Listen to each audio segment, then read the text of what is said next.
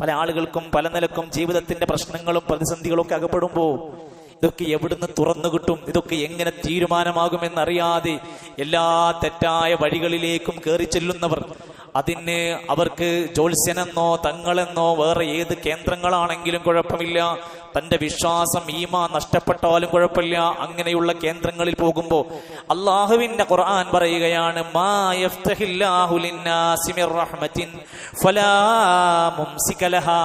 അള്ളാഹു ഒരു മനുഷ്യന് കാരുണ്യത്തിന്റെ കവാടങ്ങൾ തുറന്നു കൊടുത്താൽ പിന്നെ ലോകത്തൊരാൾക്കും അതിനെ പിടിച്ചുകെട്ടാൻ കഴിയൂല.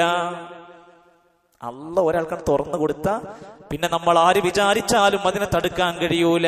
നേരെ തിരിച്ചു പഠിച്ചോ, വമായുംസിക്, അള്ളാഹ് എങ്ങാനും ഒരാൾക്ക് കൊടുക്കാൻ വിചാരിച്ച കാര്യം അങ്ങ് തടഞ്ഞു വെച്ചാൽ, അള്ളാഹ് കുട്ടികൾ ഉണ്ടാകൂല എന്ന് തീരുമാനിച്ചാൽ പിന്നെ ബാക്കിയുള്ള ശ്രമങ്ങൾ വെറുതെയാണ്. അള്ളാഹു രോഗം മാറൂല എന്നത് ഒരാളുടെ കാര്യത്തിൽ തീരുമാനിച്ചിട്ടുണ്ടെങ്കിൽ അത് ആർക്കും അറിയാൻ കഴിയില്ല. അതിനെ അംഗീകരിക്കാൻ നമുക്ക് കഴിയണം. ഇത് അള്ളാഹുവിന്റെ തീരുമാനമാണ്. ഫലാ മുർസില ലഹു, അതിനെ വിട്ടകറ്റാൻ, അതിനെ തുറന്നു കൊടുക്കാൻ ഒരാൾക്കും കഴിയൂല. മിൻ ബഅദിഹി, അവന്റെ തീരുമാനത്തിനു ശേഷം. വഹുവൽ അസീസുൽ ഹകീം, അല്ലാഹ് അസീസാണ്, ഹകീമാണ്.